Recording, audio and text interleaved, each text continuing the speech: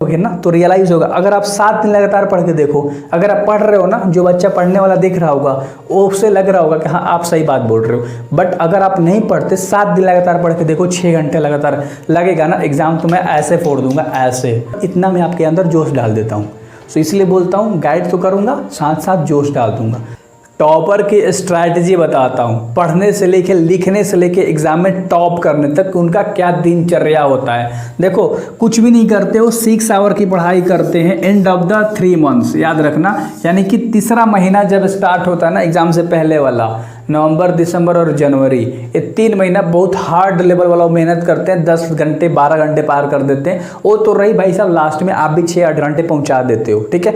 लेकिन अगर आपको एक 400 नंबर पार करना तो आपको क्या करना पड़ेगा, आपका दिनचर्या क्या होना चाहिए। नाइट में कोई भी नहीं पढ़ता, मुझे पता है, ठीक है। तो नाइट में मतलब अरे यार घर से बाहर जाके कोई नहीं पढ़ता। नाइट में मान लो मैंने आपका एक टाइम बना दिया 6 to 8 का, ठीक है।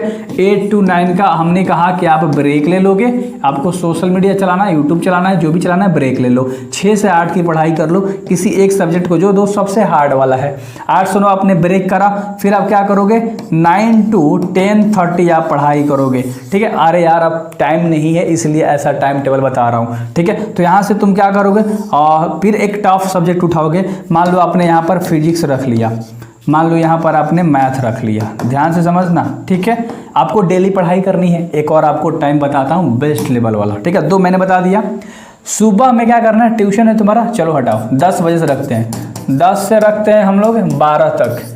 मान लो आपका केमिस्ट्री है, क्लियर है, या जिनका बायो होगा तो मैथ की जगह पे आप रख लेंगे, कोई दिक्कत नहीं है। तो मान लो तुम्हारा केमिस्ट्री है, 3 सब्जेक्ट कवर हो गया, बचा इंग्लिश और हिंदी। बचा इंग्लिश और हिंदी आपको 1 घंटे की पढ़ाई करनी है ना। हिंदी में आपको देना है 30 मिनट्स to 1 आवर, कंप्लीट हो जाएगा आराम से। हिंदी में कुछ भी नहीं है, अगर आपको पूरा अच्छे से पढ़ना है, प्लेलिस्ट मेरा है, जाके चैनल के अंदर प्लेलिस्ट में जाना, चेकआउट कर लेना, पूरा काव्यखंड गद्यखंड अच्छे से सब क्वेश्चन से सब मिल जाएगा, आराम से मचा दोगे। 30 मिनट्स इनाफ हो जाएगा हिंदी में फोड़ने के लिए। हाँ अभी से बता रहा हूँ, अगर आपके पास 4 महीना है तब, अगर आप एंड ऑफ द एंड देख रहे हो तो कम से कम 1 to 1:30 यानी कि 1.5 घंटे तक समय बना लेना, ठीक है। और एक और समय बताता हूँ इंग्लिश के लिए, इंग्लिश पे कम से कम 1 आवर देना।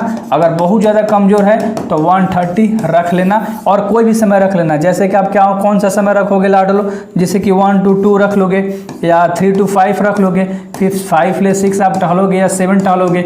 तो हमने बताया था 7 to 9 नाइट में बताया था। तो मैंने ओवरऑल 6 आवर का तुमको स्ट्रैटेजी दे दिया, और बेहतर तरीके से फोड़ लोगे। अपने अकॉर्डिंग टाइम भी मैनेज कर सकते हो। अब पढ़ते कैसे वो भी बता देता हूँ, है ना। अब लड़के पढ़ते कैसे वो भी बता देता हूँ। उन लोगों के पास ना नोट्स होता है, प्रॉपर नोट्स, हर सब्जेक्ट का नोट्स होता है ना। ऑब्जेक्टिव करने के लिए चैप्टर वाइज उन लोगों के पास ना सोर्सेस होते हैं, साधन होते हैं चैप्टर वाइज के लिए, और कुछ प्रेफरेंस बुक भी होता है, याद रख लेना, ठीक है। तो कुछ प्रेफरेंस बुक भी होता है, ठीक है। तो ये चीज़ें उन लोगों के पास होती है। नोट्स ऑलरेडी होता है, बेहतर तरीके से बनाया हुआ होता है, डिज़ाइन किया हुआ होता है। इसमें इंपॉर्टेंट हाईलाइट्स भी होते हैं, नोट्स वाले भी, है ना। छोटे छोटे जो पॉइंट्स होते हैं, जो फॉर्मूले होते हैं, हर चीज़ चैप्टर वाइज भाई सब, सब्जेक्ट वाइज पहले नोट्स होता है, फिर चैप्टर वाइज उसमें क्या क्या इंपॉर्टेंट है वो सारी चीज़ें होती है, समझ रहे हो।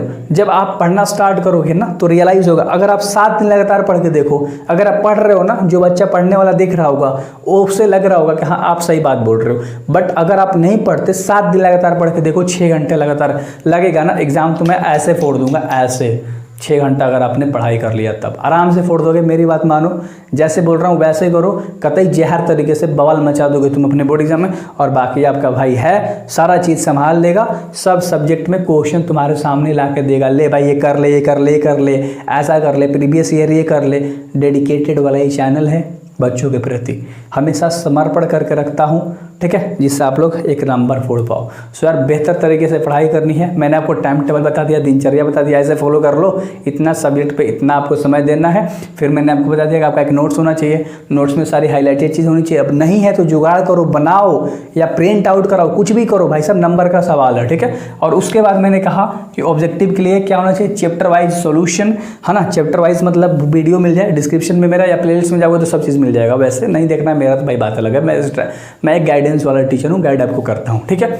सो सारी चीज़ें बेहतर तरीके से आपको पता लग गई। चैप्टर वाइज ऑब्जेक्टिव और बाकी चैप्टर वाइज नोट्स होना चाहिए।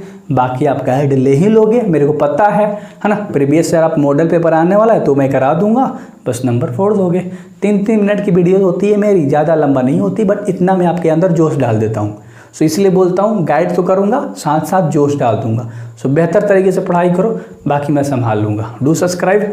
मिलते हैं अगले वीडियोस में। किस चीज़ पे चाहिए कमेंट बॉक्स में ज़रूर बताना, कौन सा सब्जेक्ट में डाउट है, उस पर रिलेटिव वीडियोज़ लेकर आऊँगा और तहलका मचाऊँगा। So best of luck.